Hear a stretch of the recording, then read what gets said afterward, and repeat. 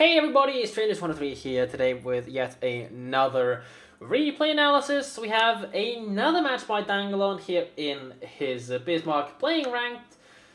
I'm not sure which rank this is, but considering that it's the normal meta that is right now, and this guy's horrible by the way. I played him on my stream in the carrier and it was in Lexington doing absolutely nothing, so lucky you I guess. But I guess that's just part of the thing about rank. You need to remember the people that are good, remember the people that are horrible, and play around it. There's really not much I can say about it. So yeah, starting off this match, spamming some horns, I guess. Let's see. This is the it's the pretty much exact same clan battles map. There are some pretty interesting strategies you can try. But if you are able to get Bravo for the most part of the match, you're probably going to get to keep it, so just keep that in mind. Otherwise, you have some lockdown positions here, inside of here, positions you can use just to lock it down and try to avoid radars. Of course, Chapai is parking themselves here, basically have radar coverage over everything. Chapai is parking themselves here, radar coverage over everything. But you kind of just radar botting. Bad start though, we have a Tempest with survivability upgrade. But the other two battleships are good picks. Armageddon and North Carolina being very strong ships. I generally, personally, wouldn't recommend bringing German battleships overall. I just don't feel that they're very good. Now, with 3 hydroacoustic search consumables, makes me believe that we're actually not using the premium hydro. But if we're going to sit bow on, it's not that big of a deal. It seems currently that the team, okay, someone's shooting at the friendly, so we're off to an even...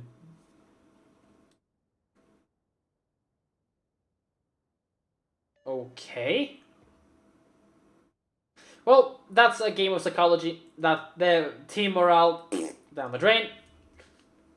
But hey, doesn't mean the game is lost, of course. The Z-23 didn't take much damage out of it. And we now spot an enemy Bismarck. It's the guy that I know is not the world's best player overall. But hey, let's try to concentrate more on the game, and the enemy team is now contesting the Bravo, and well, the Alpha Cap. Cargo actually gets itself now spotted by the Bismarck. Personally, bit of a mistake. Well, a mistake, just a short reaction there. We don't actually shoot the Cargo. We could have lined a shot, we could have done a pretty good chunk of damage to that. And there we go. Let me just get the gun sights working in. Probably have to do the shifting E one more time. But there, we're not fully turning our main battery to engage this Cargo. Which, in my opinion, I'm just going to define this up front as a mistake. Always focus destroys. There you go. Unfortunately, we do get the shot off, and F off wargaming. There we go. We do get the shoot him. Unfortunately, we don't find the hit, but that's just the way Bismarck main battery goes. There is no harm whatsoever in turning to engage our main battery at this point. There's no harm in going forward to maintain speed and plow through. Sitting down on a Bismarck is a complete waste of the potential of the Bismarck being much stronger at staying mobile. But this Cargo looks like he is getting unschlussed by the Z-23, by the Z-23. And we actually nicked the kill for 25 damage. But hey, we're off to a good start. That's very good, because our Z still seems to be alive, and if he can hide himself, and the Edlol isn't using a radar, he can even cap the Bravo cap too, which is basically well, it's not an upfront GG, but it definitely does make it quite difficult for the opponent team, and there we go, we use a double M trick to find out what this North Carolina is doing. Slightly overled, that's going to head towards the back end of his ship, but we're tracking our shells either way. We might get some reasonable plinking off his superstructure if we get lucky, but nope, overled salvo like I originally thought. Accelerating forwards, there really isn't a need for that. We could have just reversed and been out of range, because there you go. They expired, just a little thing to note there. But it doesn't really harm us at all. But overall, at this point, considering that one of the enemy destroyers is dead, we still have another Z-23 unaccounted for, but we just went invisible. And now he gets himself spotted again. In my opinion, poor awareness. We could potentially have snapped the shot against the... UI. Z-23... Okay, fine, wargaming, fine. Oh, never mind, he's tracking his own shells, which tends to break that in replays. But focusing on the enemy destroyers, especially hydroacoustic search-equipped destroyers, in my opinion, is always the highest priority. And if we can line a shot, always attempt to line one. Regardless, we currently have a 2 capture point advantage, with both of our destroyers currently in the Bravo cap, but not the world's biggest deal overall. But we're again kind of just playing this bow-on game with German battleships. Keep in mind, I am recording this on the exact same day as I recorded the first one, so of course, while these battles may be played, have been played on different times, I haven't checked that. The replay cast is still being recorded on the same day due to the fact that I'm taking myself a little bit of a holiday. Unfortunately, we can't shoot the Z-23 behind the island because, unfortunately, Germans didn't develop island-facing ammunition. God damn it, Germany, your technological department and R&D department suck dick. That's no wonder you lost the Second World War. Bad jokes out of the way. So we're going to go for the Tirpitz instead. Better shoot the Tirpitz than the angled Bismarck. So not a bad choice of targets over there overall. The Tirpitz and the rest of the battleship fleet on our team is kind of going towards the western side of the map, chasing down one enemy admiral and not seemingly achieving much. So we need to be aware of this right now because we're basically fighting 1, 2, 3 enemy schlagschiffs over there, and that's going to be rather annoying. Correction, 4. There's 4 of them. There's another one over there as well. So we're basically fighting all of the enemy team's firepower, and we have to do it alone. So we could consider disengaging because if we do get caught in a crossfire, that Bismarck pokes around the corner over here and just goes, "Hi, blat." He could do a lot of damage to us. But the chances are he'll be trying to blat this guy first. We'll at least have that going for us. Now, stock consumables on our plane and probably our hydro means that we're kind of in a bit of an awkward situation if the enemy Z-23 does decide to push us later on. If he catches us on an unlucky position where our hydro is down, Tirpitz manages to snap a shot over the island, but he doesn't achieve much, only managing to pick up 6k damage. We send one in return. We managed to do basically the exact same. So, wouldn't complain about the result. It's an equal trade, and equal trades in this point go in our team's favour. With the enemy Edinburgh finally being pushed down, although our Z-23 being so incredibly low HP that he needs to just disengage. Correct move by the Z-23 is to park himself behind an island where he cannot get easily rushed down, and just use his hydroacoustic search and support and spot. Slightly on the overlead by that salvo, but if he interns, we could actually have gotten some citadels on him, but he didn't fully intern, and he's just sailing broadside there, so that's fine enough for us. North Carolina finally kills the Tirpitz, but the enemy North Carolina picks up our Tirpitz, the Edinburgh, so at least our team is now in a position to make some progress. Our secondaries are being focused on the Bismarck that we're currently engaging with our main battery, and we're just trying to reverse ourselves out of the way of the other guy's battery as well. I would just continue reversing, and there you go, engines ahead the other direction. And I would have, at this point, considering he's just going to angle in, I would seriously just consider loading up the high explosives, fire the Sprenggranaten, and apply flames to enemy ship. But it seems like he's being really, really silly, and instead of remaining angled against us, he is now broadside. He just damage control party that single fire, so I don't see any reason why I wouldn't plug some AT on him, and we successfully reverse ourselves back into port. Enemy Tirpitz shoots really, really horribly and achieves a grand total of 1 overpin. So that's nice for us. And now this Bismarck is angling away. I probably would consider looking to shoot some AP, shoot the AP out the barrel and then swap it to high explosive. Again, no real shame in shooting explosive munitions and trying to set fires on people that have already damage control partied, or are likely to face the threat of having to damage control party simply due to the fact that torpedoes are coming in and, fires and whatnot. We're still ordering our secondaries to target the guy farther away. Definitely the right decision to make with the secondaries, and as long as we have the angle. Tirpitz is now definitely moving in to try to torpedo us. Slightly underled for the Citadel there, but with the unreliability of our guns, we're probably not going to be able to find that. So the question now is, do we want to sit here broadside to the Bismarck and continue reversing, or do we want to just end in the head and try to do something? We're going to bleed a lot of health here regardless, but we still have the point advantage of having held Bravo Cap for quite a while. We kind of just have to shoot that with our turrets. It's not the world's best shot, but it does get good damage for us regardless. The reason for that is because they don't actually have the angle. We're aiming for the Citadel, but the guy's just so low HP, we should just pick him up with well-aimed shots into his belt anyways, because there's no real need for Citadels.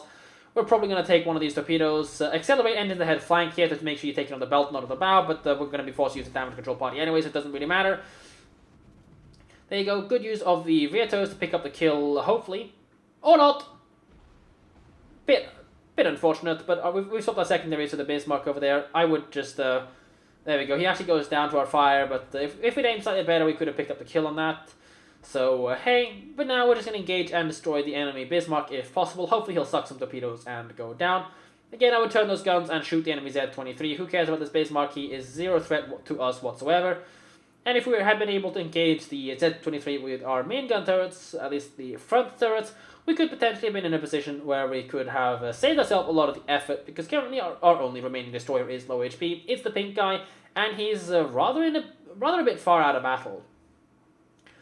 Otherwise, the opponent's team currently has a bit of the advantage. They've got a massive health advantage. Look at the health of the Bismarck, almost full. Friendly North Carolina is kind of going down. I wouldn't turn in to engage the guys in there. I would finish off the enemy Bismarck. That's the bigger threat. The North Carolina gets absolutely wiped. And now we're in a position to engage this Bismarck as well. Pushing in, secondary should engage that as well. Now, here's the thing. We make a bit of a mistake here. It's just a situational awareness kind of thing. The mistake we make is not aiming our number 1 turret this direction, turning our ship into that. Well, why so, strangers? Because these turrets will then swing this direction, and we can use rear turrets to engage the Bismarck. So let's see how this plays out. We're actually now doing it now. I spoke too early. And now that they're pointed towards them, you just need to keep in mind, basically just look like this. Look at your target, and look at what your rear turrets are doing. They're loaded, and guess what? They're almost in position, so we just need to turn now. Keep our gun turrets facing this direction, move our ship a little bit, and in 3 seconds, we're going to be able to engage our rear turrets. And we look at it, we look like we're interested, but oh dear. Okay, so not engaging the Bismarck behind us at this point is a mistake. I'm going to define it as one, because we could have been able to engage and destroy this guy already as we use our damage control party, and now we're turning back to engage him, but it's too late. Our gun turrets are now desynchronized. If we want to engage this Bismarck with only our rear turrets, which is definitely a viable thing to do, is just to aim the rear turrets this direction. Our sights will just look like this until they're pointing in the right direction. It'll cause these turrets to keep turning somewhere in this direction. That way we can keep them pointing at the Bismarck in front of us. And if we'd done this for 2 salvos, there's a good chance that guy would have just died. But let's play ball and see what happens. And there you can see we've now basically lost a bit of reload time on our gun turrets, although it wouldn't have mattered because we're not really in a position to have the best engagement against the enemy's Bismarck over here, who realistically speaking is priority. This guy's heading away, so we're kind of and now doing a bit more the right thing to ignore him. Trying to aim our gun turrets, not really the best angle we have to shoot at him, but shooting him in the belt there is kind of just going to result in a bunch of deflections. However, our rear turrets, if we don't aim there, there is a small chance if we use our... Oh, great wargaming. Oh my god. I hate you. I hate you. There we go. If we aim there, we can actually get our rear turrets to shoot into his back end 32mm plate and actually lull pin him, but he's so low HP that we just need to angle in, wait for our rear turrets to reload, and shoot him wherever the hell we want. Just aim a little bit higher so we get the hits. Our CQC expert, we actually do pick up the secondary kill. And now we just need to stop and drop and avoid getting ourselves in a silly position. Launch the plane, trigger the hydroacoustic search. There we go, Hydra's up at least.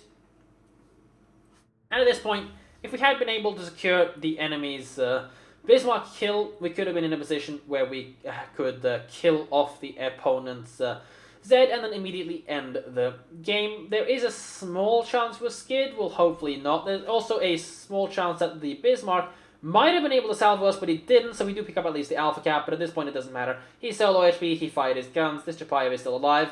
The points aren't anywhere near a threatening position, and we do have sufficient amount of health plus our heal online. So realistically speaking, all we need to do is just to shoot at him. No real point in saving the gun turrets or going for a full broadside. I know I do that, but there you go, he's gone invisible due to that, so we kind of lost out on a little bit of potential damage per minute here. But overall, a pretty damn well played game. We're up to 170k damage as the Bismarck gets a free shot on us. He does actually do quite a surprisingly large amount of damage, but it doesn't really matter. The Armagi, let me just have a quick look, is healthy enough to engage and destroy this guy on his own very easily. All we need to do is just load up the high explosives at this point. It doesn't really matter. Staying angle, Bismarck forward turrets don't have the best firing angle backwards, so it's just a little something to keep in mind. You're not bad at kiting, but you're not amazing either. And at this point, it doesn't matter if we capture B or not, and he's making another silly move. He's just giving us a poor angle. Not like it matters, because the guy's probably about to go down regardless, as we get 2 overpens and a fire, though. But hey, he's just so low HP, and the Chapayev picks up the kill, finishing off the battle. And of course the game decides it must crash. F off, game. Bugger off, thank you. There you go, looking at the post-battle results screen, CQC expert for picking up the secondary kill on the Bismarck we were chasing, First Blood. Who was that again? I forgot. High caliber, 176k damage, and a victory this time. Couple of fire set, maybe we could have swapped the high explosives, but the thing about German battleships is that their AP is kind of crap against, well, their AP is crap against angle stuff, the dispersion is crap against angle stuff because it spreads horizontally but less vertically, and the HE shell therefore isn't that good against angle stuff either. Almost 250 secondary hits though. Let's have a look further along the team scores, and there we go, 2.2k base XP, quite a bit more than our team. Otherwise, the Z-23 did an amazing good job. He unschlossed the enemy cargo. Unfortunately, he died later on in the game. A little bit unfortunate, but hey. The enemy Bismarck that was top of the scoreboard achieved a grand total of nothing and really was just a detriment for his team. If the enemy battleships had played it better, this game should have been a defeat for us because they had more health overall. Having a look at the detail report screens, Turbots 57k, Bismarck 53, and the enemy Bismarck that went into the middle of absolutely nowhere was the primary source of our damage. 34k damage from fire is not bad at all. Secondary is dealing 15,000 damage via the Springgranaten. But that's the thing about the Bismarck, all of the secondaries fire HE, unlike the earlier German tier battleships which have AP firing casemate 15cm cannon. But our turret-mounted 15cm gun, they only shoot HE, which is kind of nice, higher chance to set fire, and of course if they hit the superstructure stuff, they'll actually deal damage. But yes, I don't think there's anything much more important to look at here, except perhaps the look at the damage received. Panzerbrechen der Granaten! We lost 54k damage to armor piercing, and 23k to fire, not a big deal. The fire damage and the HE damage wasn't a big deal at all, mostly secondary hits, so they didn't really achieve much. But that's the thing about these battleships, if you are able to keep moving and take advantage of your 60mm lower front bow, keep moving, keep all your guns in the fight as well, you can do a lot of damage. And in this case we did actually keep a lot of our firepower in the fight by just remaining slightly worse angle, which means we bleed a bit more damage to AP. But of course, you know, it is a trade-off. The more damage you deal, the more damage you take in this kind of a bow-on situation. But overall, if you want to sit bow-on, get yourself a North Carolina, you'll achieve so much better results with it. And, well, credits and XP, we do have a premium account, so in my opinion, there's no reason not to be using premium scout plane. I personally suggest swapping the scout planes, because you do have a hydroacoustic surge. Having the plane, despite your poor accuracy, can be useful for at least sending some suppressive fire into enemy smokes, and reduce the amount of shooting they feel comfortable doing, because they risk being citadeled by you over the course of a longer game. So just keep that in mind, having a premium scout plane, not the fighter, can be useful for shooting people in smokes. Anyways, that's it for the current amount of ranked replays that actually have been sent. I think I've covered all of the ones currently available. So if you want to have your own ranked replays and analyze through the season, help you guys achieve rank 1 faster, feel free to send the replays to me at to replays.strangest123@gmail.com. They will be an address in the description below. Feel free to send them, or any other replay you'd like me to have a look at, like this. Give me a quick description of the game if you would like. Tell me if there's anything specific you'd like me to look at. Hope you guys enjoy this replay cast. If you do, give me a like, tell your friends. Subscribe to my channel. If you didn't, tell me why in the comment section below. And I'll catch you guys in the next one. Take care.